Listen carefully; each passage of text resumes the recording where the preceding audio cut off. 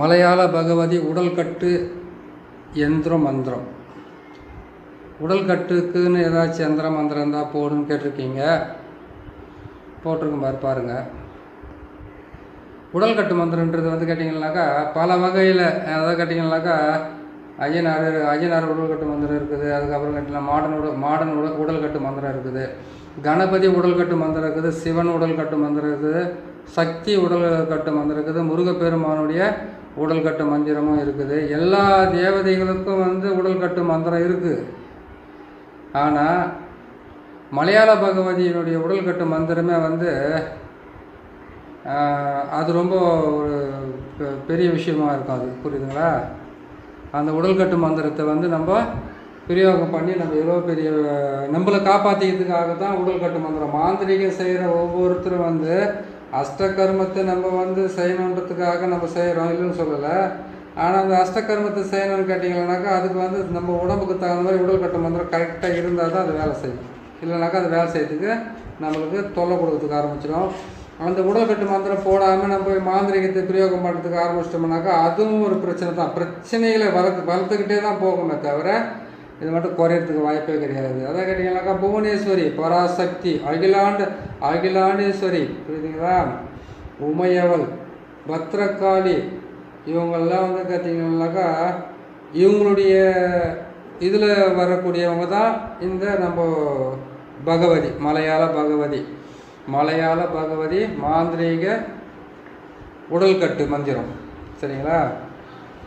இந்த உடல்கட்டு மந்திரத்தை போகிறதுக்கு முன்னாடி என்ன பண்ணணும்னு கேட்டிங்கன்னாக்கா எந்த வேலை செய்கிறதா இருந்தாலும் அஷ்டகர்மத்தில் வந்து பசியம், மோகனம், ஸ்தம்பனம், பேதனம், வித்வேஷனம், ஆக்ரோஷனம், அதுக்கப்புறம் பார்த்திங்கன்னாக்கா எல்லாமே 8 வகையான மாறணும். இது 8 வகையான மாந்திரிகத்தை நீங்கள் பிரயோகம் பண்ணுறதுக்கு எந்த வேலையாக இருந்தாலும் முதல்ல நீங்கள் போட வேண்டியது வந்து பார்த்தீங்கன்னாக்கா உடல்கட்டு மந்திரம். உடல்கட்டு மந்திரத்தை போடாமல் எந்த வேலையுமே செய்தாலுமே வந்து அது பலிதமாகதோ இல்லையோ உங்களுக்கு உபாதையை உருவாக்காமல் இருக்கணும்னு கேட்டிங்கன்னாக்கா அதுக்கு நீங்கள் உடல்கட்டு மந்திரத்தை போட்டே ஆகணும். உடல்கட்டு மந்திரத்தை போடுறதுக்கு முன்னாடி தொட்டாச்சி நீங்கள் இருக்குது பார்த்தீங்களா, தொட்டாசி நீங்கள் எடுத்துக்கணும். ஆடு தின்னாம்பாலை எடுத்துக்கணும்.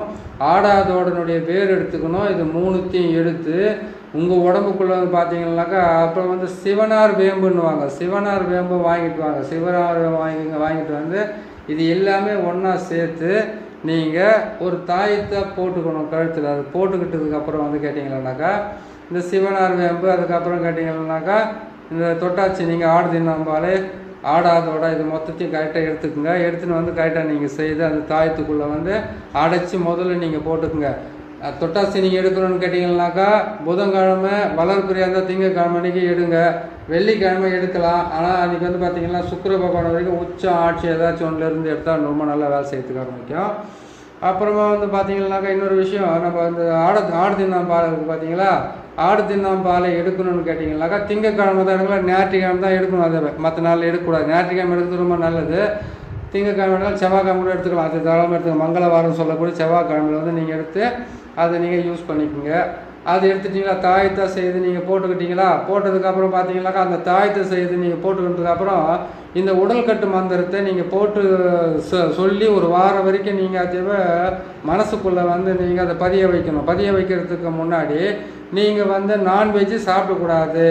தீட்டு கணவன் மனைவியாக இருந்தாக்கா ஆண் பெண் சேர்க்கை இருக்கக்கூடாது. ஒரு டெத்துக்கு போகக்கூடாது. அதே மாதிரி கேட்டிங்கன்னா ஒரு பெண்ணு வந்து புஷ்பவதியானாக்கா அங்கே போகக்கூடாது. அந்த சாப்பாடெலாம் சாப்பிடக்கூடாது. அதுக்கப்புறம் வந்து கேட்டிங்கன்னாக்கா ஒரு பெண்ணு குழந்தை பெற்று இருந்தாக்கா அந்த வீட்டில் போய் சாப்பிடுவாங்க. இந்த தீட்டு எல்லாம் படாமல் ஒரு வாரம் இல்லைனா ஒரு மண்டலம் 48 நாள் இந்த காலத்துலலாம் வந்து யாரும் கரெக்டாக இருந்தாலும் வந்து சாமிக்காகவோ இவங்க செய்கிற தொழிலுக்காகவோ வந்து யாரும் இருக்க போகிறதில்ல. அதனால் நீங்கள் என்ன பண்ணுங்க, ஒரு வாரம் 7 நாளாவது இருங்க. 7 நாளாவது கரெக்டாக என்ன பண்ணுங்கன்னா ஒரு பொழுதோடு இருந்து இந்த மலையாள பகவதியினுடைய உடல்கட்டு மந்திரத்தை நீங்கள் பிரயோகம் பண்ணி நீங்கள் தாராளமாக நல்லபடியாக வந்து நீங்கள் அது போட்டு செய்துட்டாவே செய்து முடிக்கணும். செய்து முடிக்கிறதுக்கு முன்னாடி நீங்கள் இந்த உடல்கட்டு மந்திரத்தை செய்யறதுக்கு முன்னாடி முதல்ல வந்து மயானத்துக்கு போகணும். மயானத்தில் போட்டு எரிமேடை இருக்குதா, அந்த எரிமேடை இருக்குதா, இல்லை எரிமேடை இல்லைன்னா கூட பரவாயில்ல, எங்கேயாவது பணத்தை எரிச்சிருக்காங்களா, அந்த எரிச்ச இடத்துல போய் உட்காந்துன்னா அந்த சாம்பலுக்கு பக்கத்தில் ருத்ரனுடைய விபூதின்னு சொல்லுவாங்க. அது புரியுதுங்களா? அங்கே போயிட்டு என்ன பண்ணிக்கிட்டேன், முதல்ல வந்து 4 பக்கமும் கற்பூரம் கொளுத்திட்டு நீங்கள் என்ன பண்ணுறீங்கன்னாக்கா மனசார வேண்டிக்கணும். ருத்ர பகவான்கிட்ட இருந்து மனசார வேண்டிக்கங்க. இந்த மாதிரி வந்து நான் அந்த மாந்திரிகத்தில் வந்து தொடக்கூடிய எல்லா பொருளுமே வந்து எனக்கு பலிதமாகணும், சொல்கிறது வந்து வார்த்தை பலிதம் இருக்கணும், செய்கிற தொழில் பலிதம் இருக்கணும், மக்கள் வந்து நம்பி வர்றவங்களுக்கு உண்டான செய்து கொடுக்குற எல்லா வேலையுமே வந்து நல்லபடியாக நடக்கணும்னு நீங்கள் செய்துக்குங்க. செய்து கொடுத்து அவங்க ஏதாச்சும் ஒரு மிஸ் பண்ணிட்டு தவறானாக்கா எந்த தப்பும் கிடையாது. நீங்கள் செய்து கொடுக்கறதுல வந்து கொஞ்சம் எனக்கு இந்த மாதிரி உதவி செஞ்சு ருத்ரபூமியில் போய் உக்காந்து நீங்கள் மனசார வேண்டிக்கிட்டு அதை முடிச்சுக்கிட்டு அங்கேருந்து கற்பூரத்தை கொளுத்திட்டு அங்கேருந்து வந்தோடனே என்ன பண்ணி ஹரிச்சந்திரன் சொல்லுவாங்க இல்லையா, இடுகாடு, அந்த இடுகாட்டான வந்து ஒரு கற்பூரத்தை கொளுத்துங்க.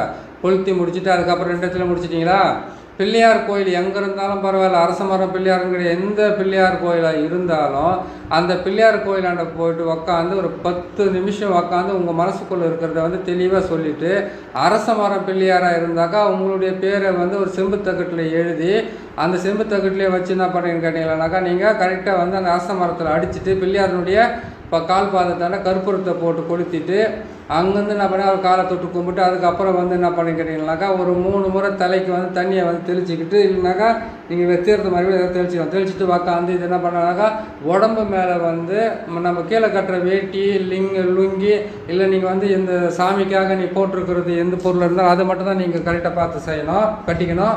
அதை விட்டுட்டு வந்து நம்ம ஏதாவது ஒரு துணியை கட்டிக்கிட்டு உட்காந்து மந்திரத்தை சொல்கிறோன்னு சொல்லக்கூடாது. இதை பார்த்து கரெக்டாக செய்யுங்க.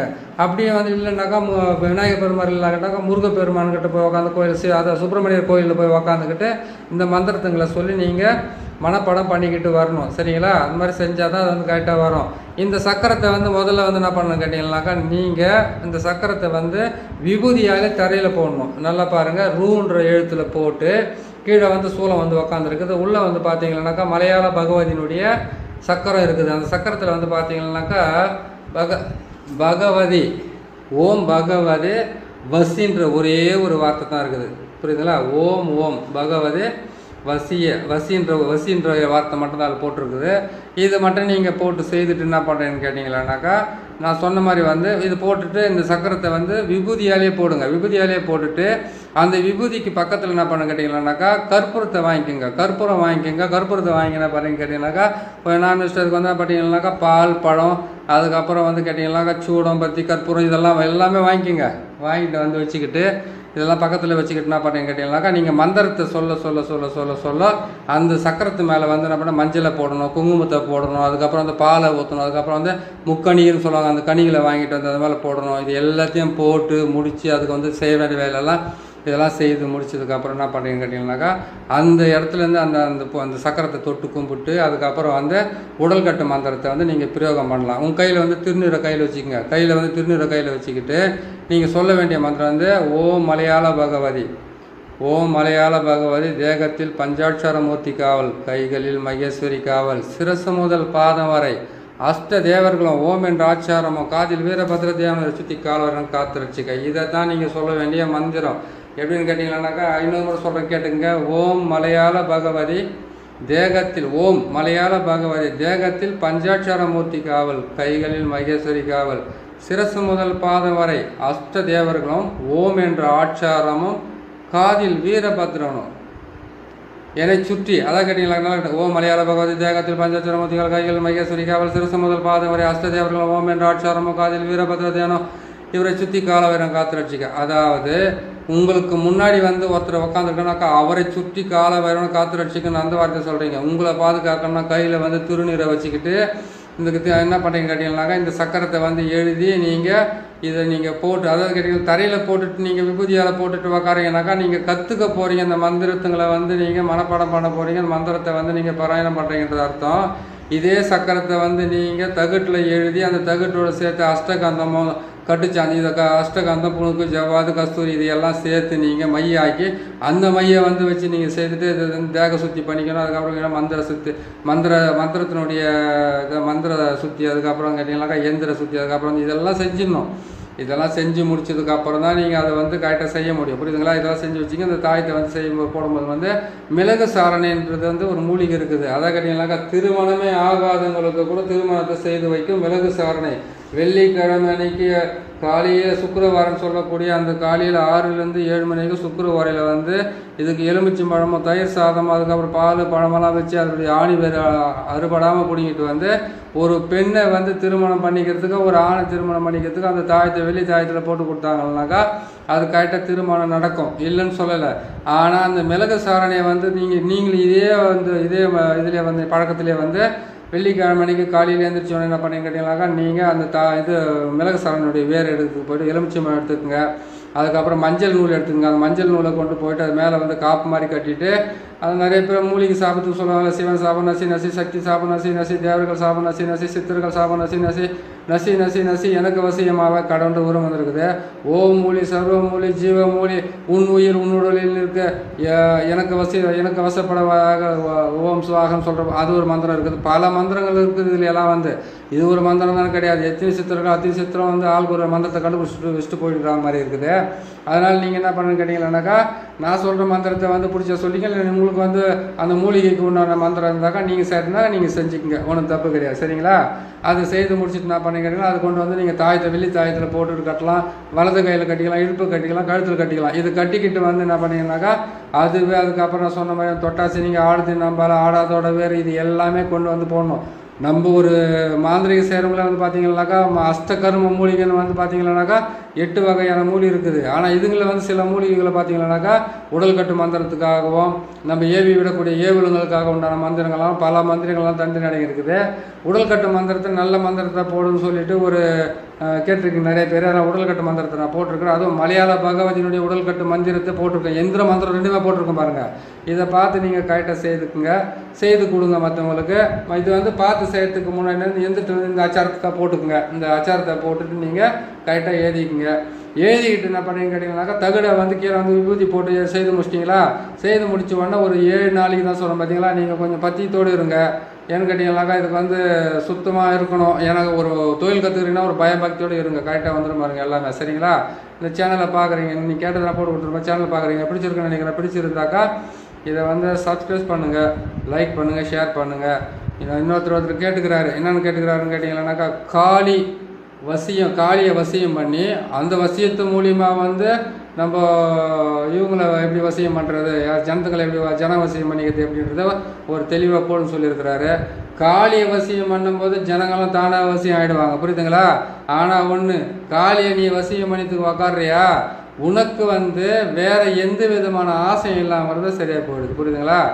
ஆசை இல்லாமல் தன்னைத்தானே தனக்காக மட்டுமே வாழ்றதை விட்டுட்டு மக்களுக்காக வாழ்றதுக்காக எடுக்கிற அந்த முயற்சியில் வந்து ஏதோ 1-2 தவறாக போகுது. அதெல்லாம் தனிப்பட்ட விஷயம். செய்கிறவங்க தவறாக செஞ்சுருக்கலாம், இல்லை நம்ம ஏதோ ஒன்று இதில் வந்து செஞ்சுருக்கலாம்னா நீங்கள் காளியை சித்தி பண்ணுறீங்கன்னாவே காளிக்காக மட்டுமே வாழ்கிற மாதிரி இருந்தாக்கா தானாகவே வசியம் ஆகாது.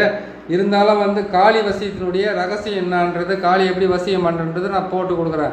மோகினி வசியமும் இருக்குது, காளி வசியமும் இருக்குது, பெண்கள் வசியம், எத்தனையோ வசியம் இருக்குது. ஒவ்வொன்றா போட்டுக்கிட்டு வரேன். நீங்கள் கொஞ்சம் மனசுக்கு தடைப்படுத்திட்டு கொஞ்சம் இருங்க, நான் போட்டு தரேன். ஆனால் அது எப்படி பண்ணுறது எது பண்ணுறதுன்றது தெளிவாக போகிறேன். நிறைய வேலைங்க இருக்கிறதுனால அது நான் போட்டு தரேங்க.